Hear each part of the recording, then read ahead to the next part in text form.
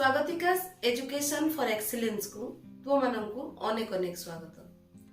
मोर पूर्व वीडियो जहाँकि प्राय 8 दिन पूर्वर मु प्रस्तुत करी एवं अपलोड करी जो थे आमे तृतीय एवं चतुर्थ पद मंगले अइला उषा कवितारू आलोचना करथिले। किंतु बहुत दुखर विषय दीर्घ 8 दिन धरी मु कोरोना रे संक्रमित होइथिबारु आउ आगकू पाठ्यदान वीडियो प्रस्तुत करि पारि नथिली। से जहाँ भी हो भगवानंकर शेष अशेष करुणारू आज मु कोरोना संक्रमण रु मुक्त एवं आज आमे आगकू पढ़ी परिबा। ताहले आगकू पढ़िबा पूर्वरु मंगले अइला उषा कवितार जो तृतीय एवं चतुर्थ पद जहाँ आमे पूर्व पाठरे आलोचना करथिले वर्तमान तत्संपर्कित किछि बहु विकल्प प्रश्न आलोचना करिबा आस।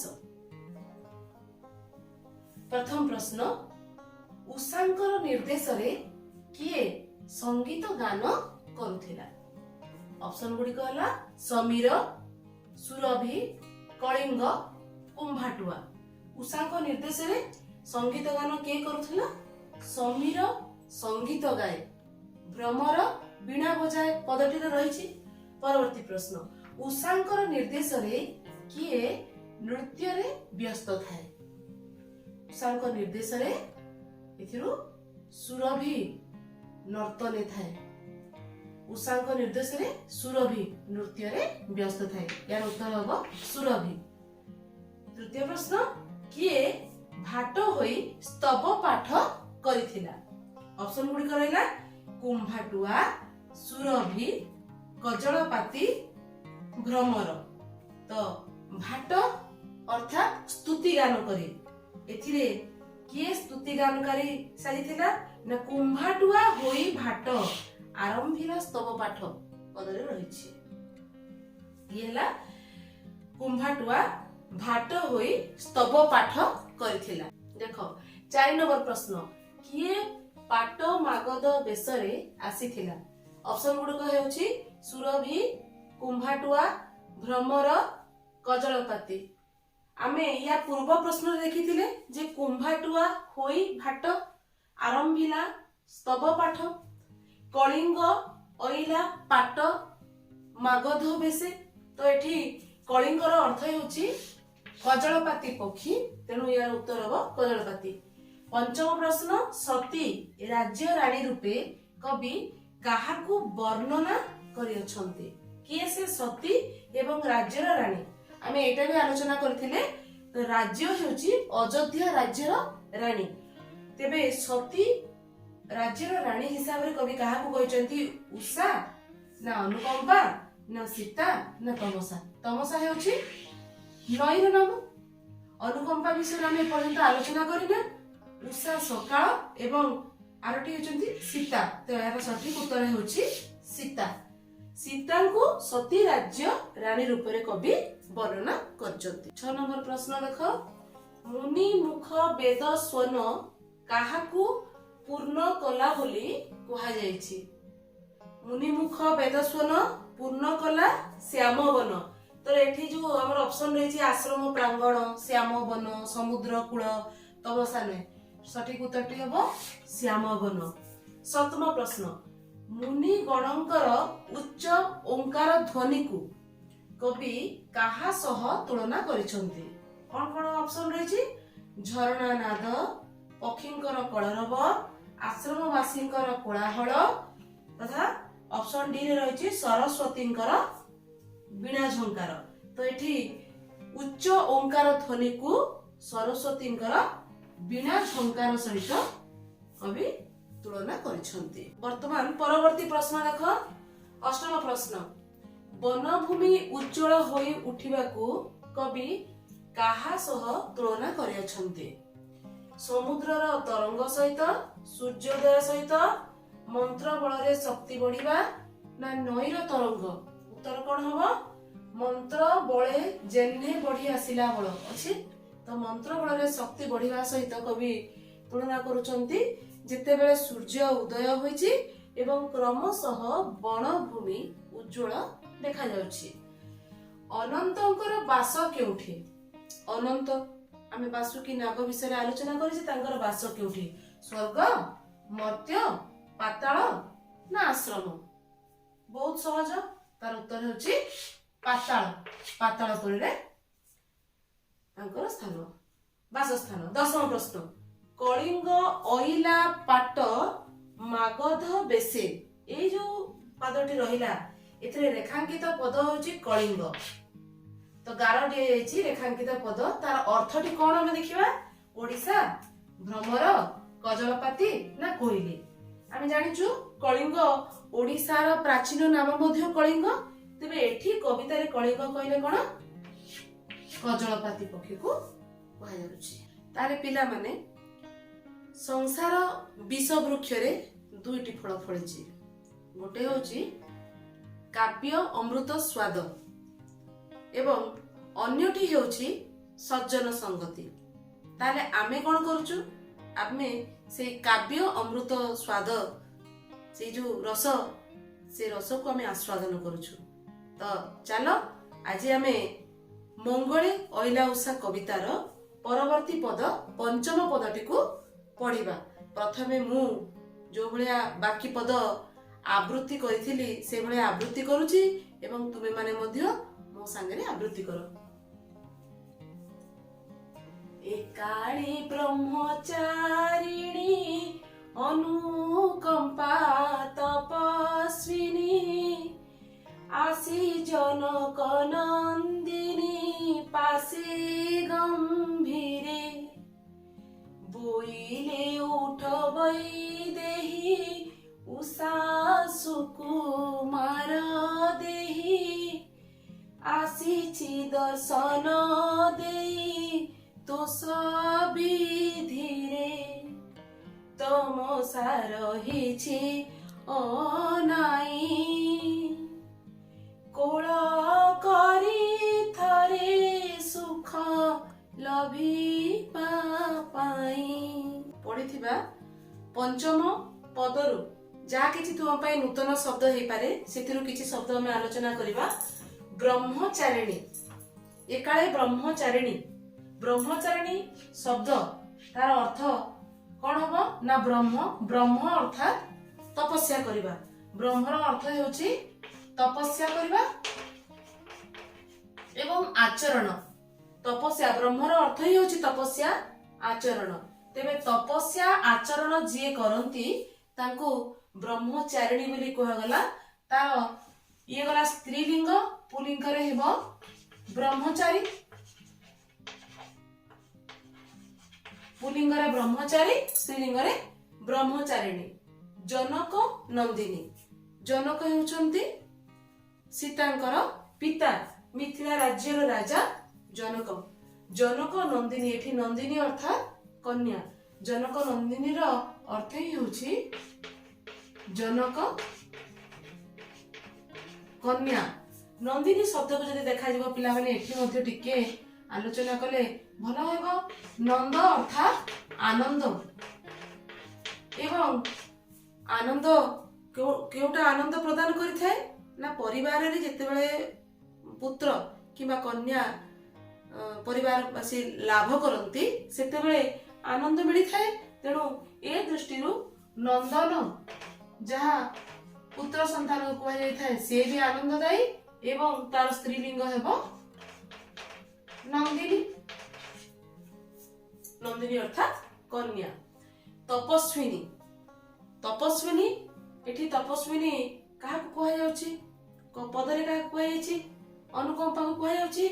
ତ ତପସ୍ୟାକାରିଣୀ ଯିଏ ତପସ୍ୟା କରନ୍ତି, ତପସ୍ୟାକାରୀ ସ୍ତ୍ରୀ ଯିଏ, ସେ ହେଉଛନ୍ତି ତପସ୍ୱିନୀ। ବୈଦେହୀ, ବୈଦେହୀ ଏଠାରେ ପିଲାମାନେ ସମ୍ବୋଧନରେ, ବୈଦେହୀ ଦୀର୍ଘ ହେବା କଥା, ସମ୍ବୋଧନ ହେତୁ ସେ କଣ ହେଇଛି? ହର୍ଷୟ ହେଇଛି ଏବଂ ଏଠି ସୀତାଙ୍କୁ ହିଁ କୁହାଯାଉଛି। କାହିଁକି ସୀତାଙ୍କୁ କୁହାଗଲା ନା ମନେ ରଖ ପିଲାମାନେ, ବିଦେହ, ଏ ବିଦେହ ରାଜ୍ୟ ଯାହା ଜନକଙ୍କର ରାଜ୍ୟ ଥିଲା ମିଥିଳା, ମିଥିଳା ରାଜ୍ୟର ଅନ୍ୟ ନାମ ହିଁ ଥିଲା ପିଲାମାନେ ବିଦେହ। मिथिला राज्यर अन्य नाम जदि विदेह हैला तेबे मिथिलार राजा किए जनक तेणु तांको कौन कुहाजिबो वैदेह कुहाजिबो केवल जनकंकु वैदेह कुहाजिबो से नुहे मिथिलावासी को मध्य वैदेह कुहाजिबो वैदेह अर्थात जनकंकर कन्या की सीता तेणु तांको कौन कुहागला वैदेही प्रकृति एटा कौन हबो दीर्घ ही हबो वैदेही किंतु एठारे संबोधन रे हर्ष होईछि देही देही अर्थात एठारे शरीर धारण करी बा शरीरधारी जहाँ किसी नूतन शब्द आम आलोचना कले या भितर किछिटी जिनस मु तुमको निश्चित भाव में कहबी पिला माने जोगी तार स्त्रीलिंग कौन हबो जोगिनी देख मझिरे हर्षई एवं सरिछि दीर्घई रे से भलिया सन्यासी रे कौन हबो सन्यासिनी ए भली हमर एठी कौन हैला ब्रह्मचारी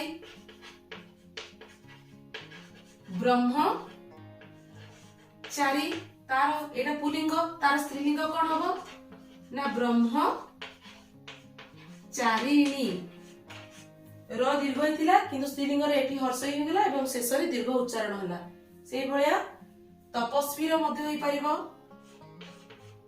तपस्वी पुलिंग रे तपस्वी दीर्घ ही हैला किंतु तार स्त्रीलिंग रे कोन हबो तपस्विनी एठी ह्रस्व उच्चारण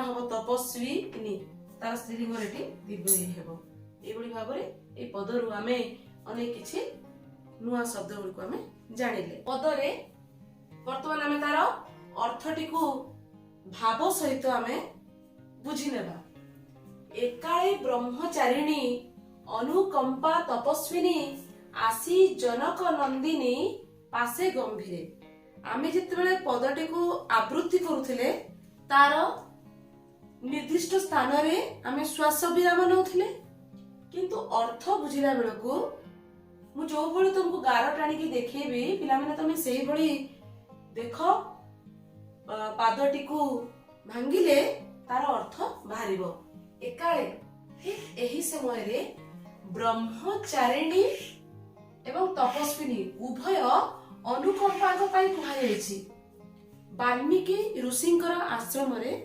अनुकंपा होचंती सेही तपस्विनी से ब्रह्मचारिणी ब्रह्मचारी स्त्रीलिंग ब्रह्मचारिणी एवं तपस्वी भी से भलिया स्त्रीलिंग तपस्विनी में आलोचना कले तेबे वाल्मीकि ऋषिंकर आश्रम रे तपस्विनी कहा जाय पारे किबा ब्रह्मचारिणी अनुकंपा से आसीचंती कि भलिया लिखा छि देखो तपस्विनी आसी एतिकी पर्यंत गोटे पढिबो ब्रह्मचारिणी अनुकंपा तपस्विनी आसी जनक नंदिनी पासे गंभीरे बोइले एतिकी पर्यंत आ गोटे जनक नंदिनी पासे गंभीरे बोइले जनक नंदिनी जनकंकर कन्या सीता सीतांकर पासे पाखरे जा तार पद्य रूप गंभीर भाव से प्रकाश कले बोइले ये भी हमर पद्य शैली कहले जोडा कहा जाय बोइले कोन कहले ना उठ वैदेही एबे आसे संबोधन करचंती देखो से पदरे जो भले हमर कोन थिला वैदेही मध्य एठी सेंती से भले से पदरे जो भले संबोधन रे मु कहितले ह्रस्व स्वर हेबो दीर्घ स्वर हेबो नाही ठीक से भले एठी मध्य वैदेही जा प्रकृति रे दीर्घ हेबा कथा किंतु संबोधन रे हर्ष होईछि उठ वैदेही एठी सीता को कहउछि उठ वैदेही गंभीर भाव रे कहउचंती से किए कहउचंती अनुकंपा गंभीर स्वर रे कहउचंती हे वैदेही उठ सज्जे त्याग कर कोन ना उषा सुकुमार देही आसीछि पुणी एठु एति की गोटे स्वर रे हम पढि देबा उषा सुकुमार देही आसीछि सुकुमार देही कहबार तात्पर्य हेउछि कोमल प्रकृति रे दिवसर बाल्य रूप कोमल रूप हेउछि उषा सकाळ सूर्योदयर परवर्ती अवस्था स्थिति तेबे ताकू एठी सुकुमार देही बोली कहै जायछि कोमल शरीरधारी बोली कहै जायछि तो सुकुमार देही कोमल सूक्ष्म शरीरधारी सकाळ ଆସି ଯାଇଛି। ତେବେ କଣ କରିବେ ସୀତା? ଅନୁକମ୍ପା କହୁଛନ୍ତି କଣ? ଦର୍ଶନ ଦେଇ ତୋଷ ବିଧିରେ। ହେ ବୈଦେହୀ, ତୁମେ ତାଙ୍କୁ ଯଥା ବିଧିରେ ନିୟମ ଅନୁଯାୟୀ ଯେଭଳି ଦର୍ଶନ ଦେବା କଥା। ବର୍ତ୍ତମାନ ପ୍ରଶ୍ନ ଆସୁଛି, ଆମେ ଉଷାକୁ କିଭଳିଆ ଦର୍ଶନ ଦେବା? ଉଷାଙ୍କୁ ଆମେ ବିନମ୍ର ଭାବରେ ପ୍ରଣାମ ଜଣାଇବା, ତାହା ହିଁ ଆମେ ତାଙ୍କୁ ଦର୍ଶନ ଦେବାର ବିଧି ନିୟମ। ତେଣୁ ସେଇ ବିଧି ଅନୁଯାୟୀ ତାଙ୍କୁ ଦର୍ଶନ ଦେଇ ତୋଷ ସନ୍ତୁଷ୍ଟ କର ବୋଲି ଅନୁକମ୍ପା କହୁଛନ୍ତି। ତମସା ରହିଛି ଅନାଇ, କେବଳ ସେତିକି ନୁହେଁ, ଏଠି ଉଷା କଥା ସରିଗଲା, ତାପରେ ସେ କହୁଛନ୍ତି ତମସା ରହିଛି ଅନାଇ। ଇଏ ସେଇ ତମସା ନଈ ଯେଉଁ ନଈକି ବାଲ୍ମୀକି ଋଷିଙ୍କର ଆଶ୍ରମ ପାଖରେ ପ୍ରବାହିତ ଏବଂ ପ୍ରତ୍ୟେକ ଆଶ୍ରମବାସୀ ଦିନର ପ୍ରତ୍ୟେକ ଛୋଟ ବଡ଼ କାର୍ଯ୍ୟ ପାଇଁ ତମସା ନଈ ଉପରେ ନିର୍ଭର କରିଥାନ୍ତି। ତେଣୁ ଯେଉଁ ତମସା ନଈ ଉପରେ ଆଶ୍ରମବାସୀ ନିର୍ଭର କରନ୍ତି, କବି କି ସୁନ୍ଦର ବର୍ଣ୍ଣନା କରୁଛନ୍ତି। କହୁଛନ୍ତି ସେଇ ତମସା ରହିଛି ଅନାଇ। ସିଏ ଚାହିଁ ରହିଛି, ବାଟ ଦେଖି ବସିଛି। କଣ ପାଇଁ? ନା କୋଳ କରି ଥରେ ସୁଖ ଲଭିବା ପାଇଁ, ଅର୍ଥାତ୍ ସୀତାଙ୍କୁ ନିଜ କୋଳରେ ସେ ଧାରଣ କରିବ। ସୀତାକୁ କିଭଳି କୋଳରେ ଧାରଣ କରିବ? ଯେହେତୁ ବାଲ୍ମୀକି ଋଷିଙ୍କର ଆଶ୍ରମରେ ସୀତା ବର୍ତ୍ତମାନ ବସବାସ କରିବା ଆରମ୍ଭ କଲେ, ସେ ମଧ୍ୟ ତମସା ନଈକୁ ସ୍ନାନ କରିବା ପାଇଁ ଯିବେ ଏବଂ ତାଙ୍କୁ ସ୍ନାନ କରାଇବା ପୂର୍ବକ କୋଳରେ ଧାରଣ କରି ସୁଖ ଲାଭ କରିବା ପାଇଁ କୁଆଡେ ତମସା ନଈ ମଧ୍ୟ ଜଗି ବସିଛି ବୋଲି କବି ବର୍ଣ୍ଣନା କରିଛନ୍ତି। ପଦଟିର ଭାବାର୍ଥ ବର୍ତ୍ତମାନ ଜାଣିବା। ଆଶ୍ରମର ତପସ୍ୱିନୀ ଅନୁକମ୍ପା ଧୀର ଓ ଗମ୍ଭୀର ଭାବରେ ସୀତାଙ୍କୁ ଶଯ୍ୟା ତ୍ୟାଗ ପାଇଁ ପ୍ରବର୍ତ୍ତାଇ ସୁକୁମାର ଦେହି ଉଷାଙ୍କୁ ଯଥାବିଧି ଦର୍ଶନ ଦେଇ ସନ୍ତୁଷ୍ଟ କରିବା ପାଇଁ ଉପଦେଶ ଦେଲେ। ଏଠି ଯଥାବିଧି ଦର୍ଶନ ଅର୍ଥାତ୍ ତାଙ୍କୁ ଦର୍ଶନ, ତାଙ୍କୁ ପ୍ରଣାମ କରିବା ପୂର୍ବକ ଆଶ୍ରମ ଧାତ୍ରୀ ତମସା ନଈ ସୀତାଙ୍କୁ କୋଳ କରି ସ୍ନାନ କରାଇବା ପାଇଁ ଉତ୍ସାହୀ ବୋଲି ସେ ଜଣାଇଥିଲେ। ସେ କିଏ? ଅନୁକମ୍ପା ଜଣାଇଥିଲେ। ଷଷ୍ଠ ପଦଟିକୁ ବର୍ତ୍ତମାନ ମୁଁ ଆବୃତ୍ତି କରୁଛି, ତୁମେମାନେ ଲକ୍ଷ୍ୟ କର। ପଦ୍ମିନୀ ହୃଦ ଶିଶିର ବିନ୍ଦୁ ରେଖର ରଶ୍ମିର ପ୍ରତିବିମ୍ବ ପରି ବୀର ରାମ ମୂରତି ଶୋକ ଜର୍ଜରିତ ଚିତ୍ତ ଫଳକେ କରି ଚିତ୍ରିତ ହେଲେ ଆସନୁତ୍ଥିତ ଜାନକୀ ସତୀ ନମି ଅନୁକମ୍ପା ପୟରେ ବନ୍ଦିଲେ ଉଷାର ପଦ ସବିନୟରେ। ଷଷ୍ଠ ପଦରୁ ତୁମ ପାଇଁ ଯାହା କିଛି ନୂତନ ଶବ୍ଦ ହେଇପାରେ, ସେଇ ଶବ୍ଦ ଗୁଡିକର ଅର୍ଥ ଆମେ ପଦ ପରିପ୍ରେକ୍ଷୀରେ ଆମେ ବୁଝି ନେବା। ପଦ୍ମିନୀ, ପଦ୍ମିନୀର ପିଲାମାନେ ଯୋଡ଼ିଏ ଅର୍ଥ ଅଛି। ଗୋଟିଏ ହଉଛି ପଦ୍ମଲତା, ସେ ପଦ୍ମ ଫୁଲକୁ ପଦ୍ମିନୀ ବୋଲି କୁହାଯାଇଥାଏ, ପଦ୍ମ ଫୁଲ।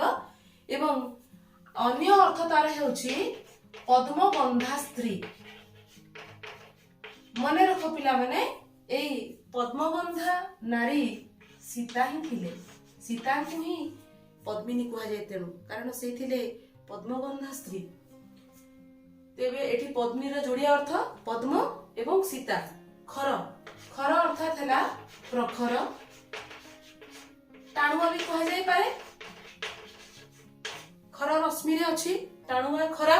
ସେଇଭଳିଆ ପରବର୍ତ୍ତୀ ଶବ୍ଦ ହେଉଛି ଜର୍ଜରିତ। ଜର୍ଜରିତର ଅର୍ଥ ହେଇପାରିବ ପିଲାମାନେ ଆକ୍ରାନ୍ତ, ପ୍ରଭାବିତ, ଜର୍ଜରିତ।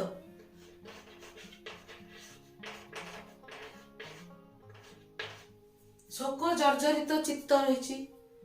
ଆସନୁ, ଆସନୁ ପ୍ରକୃତରେ ଆସନର ଆମର ଯଦି ବିଚ୍ଛେଦ କରାଯାଏ ଅସ୍ ଅନ, ଆସନ ହେଲା ଅସ୍ ଅନ ଏବଂ ଏଠି ଆସନୁ ଅର୍ଥାତ୍ ବସିବା ସ୍ଥାନରୁ, ବସିବା ସ୍ଥାନରୁ ହେଇପାରେ କି ଶୋଇବା ସ୍ଥାନରୁ।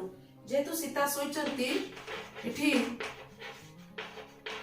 शोइबा स्थान रु कहा जाई पारे एवं अस अन ए दृष्टि रे एठी बसिबा स्थान रु होई पारिबो। जेहेतु सीता राति रे विश्राम नेउछंती तेणु शोइबा स्थान रु हमें कहि पारिबा। उत्थित उठिबा उठिबा उठी बसिबा जहा किछि उठी बसिबा ये होछि उत्थित। जेहेतु सीता निद्रित थिले तेणु निद्रारु उठी बसिले। पय पय पिला माने प्रकृत रे पय र शब्द रु आसीछि। हमर ओडिया शब्द पयर जहार अर्थ हेउछि पाद एवं सेइथरु क्रमशः हमर शब्द आसीछि पय। तेणु पयर अर्थ हेउछि पाद। सविनय विनय भावर सहित विनम्र भावरे। वीर एठी वीर कहिले युद्ध क्षेत्र रे वीर कथा कहा जाउनी एठी श्रेष्ठ पुरुष संपर्क रे कहा जाउची। श्रेष्ठ पुरुष से श्रेष्ठ पुरुष थिले पुरुषोत्तम रामचंद्र जहांकर जीवन समग्र अयोध्यावासी एवं रामायण पढ़ुथिबा प्रत्येक पाठक एक उत्कृष्ट उदाहरण। कारण खूब वीरत्वर सहित रामचंद्र पुत्रर भूमिका तुलाइछंती, राज्य रे राजांकर भूमिका तुलाइछंती एवं स्त्री सीतांकर से स्वामीर दायित्व तुलाइछंती। केतेबेले भक्त पाई भगवान रो दायित्व तुलाइछंती। प्रत्येक क्षेत्र रे तांकर श्रेष्ठत्व प्रतिपादन करिछंती। तेणु एठी वीर मूर्ति जो कह जाउची एठी वीर श्रेष्ठ पुरुष भाव रे ग्रहण करा जिवो। वर्तमान हमें पदटी को देखि तार अर्थ बुझी नेबा। पदटीर तार शब्द गुड़िकर अर्थ हमें आलोचना कले। वर्तमान संपूर्ण पदटी को आलोचना करबा क्रम रे हमें तार भावार्थटी को बुझीबा। पद्मिनी हृद शिशिर बिंदुरे खर रश्मिर प्रतिबिंब परि वीर राम मूर्ति। या पूर्व पदरे मध्य मु कहिथिली जे गायन योग्य पाई आमे ताकू निर्दिष्ट स्थान रे तार श्वास विराम नेउछु, किंतु वर्तमान तार भावटी को बुझीबा पई हेले ताकू आमे अलगा भाबरे ताकू भाग करी पढिबा।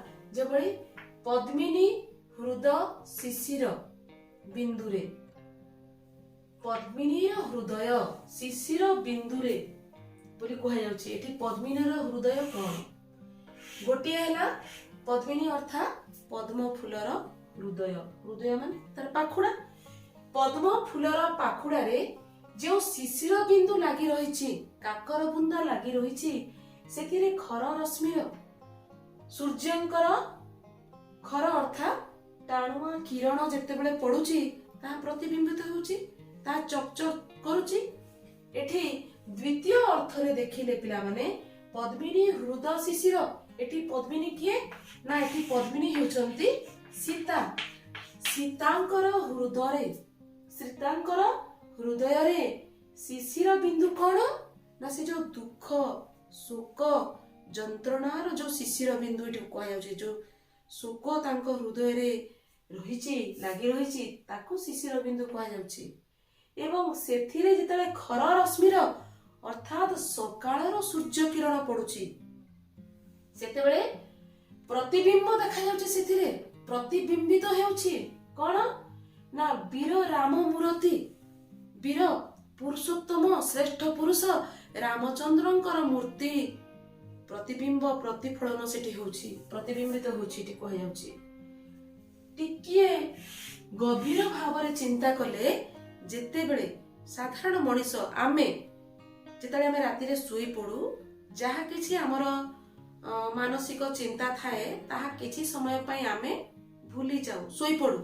किंतु निद्रा भंग हेबा संगे संगे से जो मानसिक विषय माने हमर अवसाद हो किमा चिंता हो ता आखि खोलिबा मात्रे पुणी थरे सब मने पड़ी जाए एवं आमे ताकू आउ थरे चिंता करिकरी दुखित हो किंबा खुशी खबर थिले आमे आनंदित हेउ कहबार तात्पर्य तार प्रभाव आउ थरे पड़ी थाए।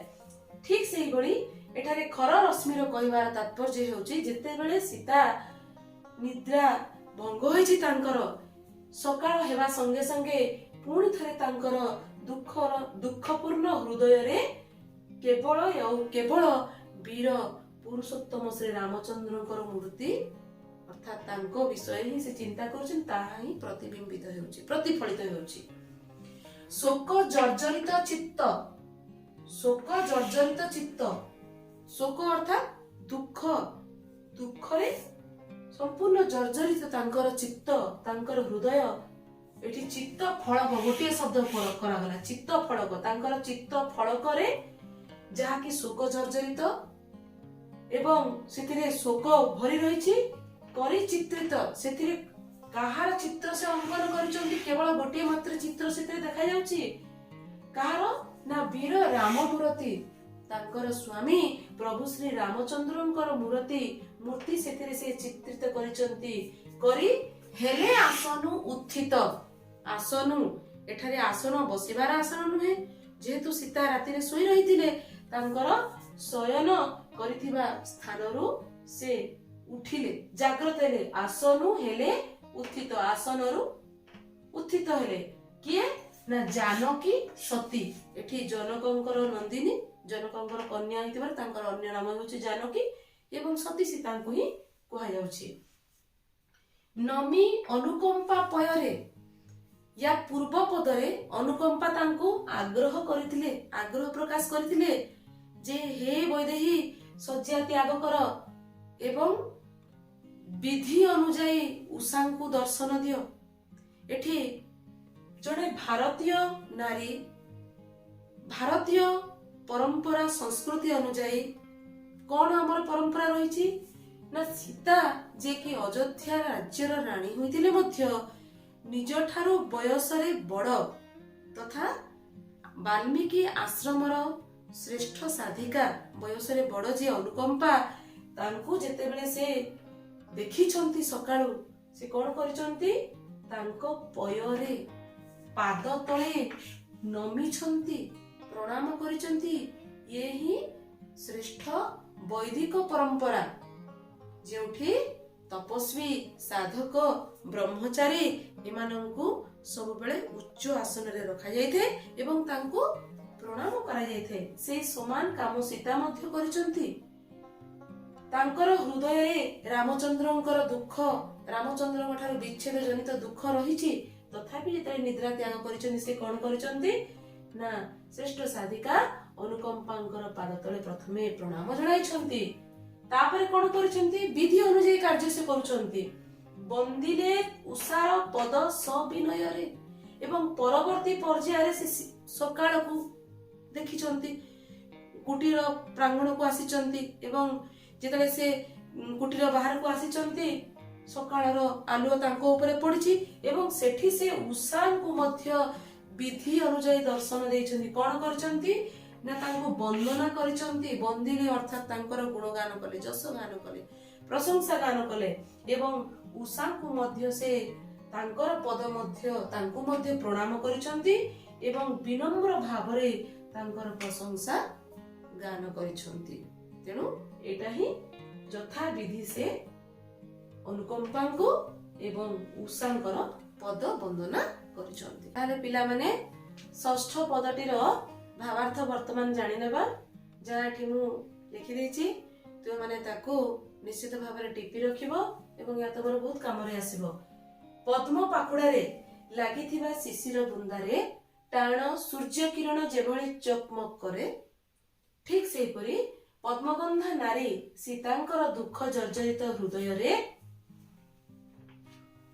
सकाळ हेबा मात्रे केवल वीर रामंकर स्मृति प्रतिफलित होइछि। हृदय फलकरे वीर रामंकु स्मरण करे सती सीता शଯ୍ୟା त्याग करी प्रथमे अनुकंपा ओ परे उषांकर पद वंदना करिसंती। एटा होछि तमर 6 नंबर पदर भावार्थ। आमे माने आज पंचम एवं षष्ठ पदर अर्थ जानिले आलोचना कले एवं तार भावार्थ मध्य एठी आलोचना करे ताकू तुमे टिपि नियो पिला माने एगुडी को भल भाबरे बारंबार तुम माने देख पढ़ एवं तार भावार्थटी को मध्य बारंबार पढ़ तापरे एही दुटी पदरु जहा किछि तुमर 1 मार्क संबलित प्रश्न हमर बहु विकल्प प्रश्न तुम माने निजे प्रस्तुत करि पारुछो किंबा तुमे परीक्षा दर्पण किंबा अन्य पुस्तक तुम माने संग्रह करि पारुछो कर सेगुडी को निजे करबा को चेष्टा कर मोर परवर्ती क्लास रे आमे आज जहा पढ़िले सेतिरु किछि बहु विकल्प प्रश्नर उत्तर आमे आलोचना करिबा एवं आगो को मध्य पढ़िबा।